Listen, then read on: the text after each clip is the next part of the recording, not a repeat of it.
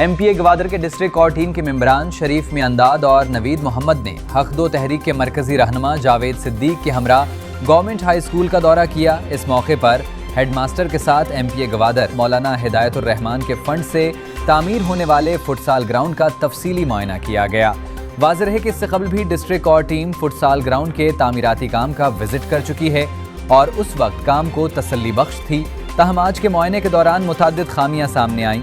District court team کے مطابق finishing کا کام غیر معیاری پایا گیا، جھالی اور گول پول تکمیل سے پہلے ہی زنگ آلود تھے، شیڈ کی ویلڈنگ انتہائی خستہ اور ناقص تھی، نصب شدہ لوہے کے پائپ ہلکے اور کم معیار کے پائے گئے، جبکہ گیٹ بھی غیر معیاری طریقے انجہیز سے لگایا تھا۔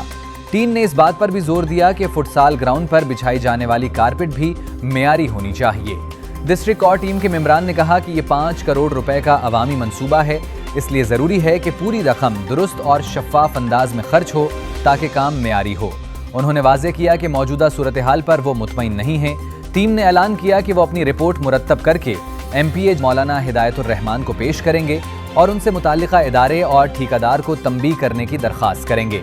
ڈسٹرکٹ کورٹ ٹیم خود بھی ٹھیکیدار سے رابطہ کر کے فٹ سال گراؤنڈ کے تعمیراتی کام کے حوالے سے وضاحت طلب کرے گی۔ انہوں نے دو ٹوک الفاظ میں کہا کہ یہ ایک عوامی منصوبہ ہے اور اس میں کسی قسم کی خرد برد یا غفلت ہرگز برداشت نہیں کی جائے گی۔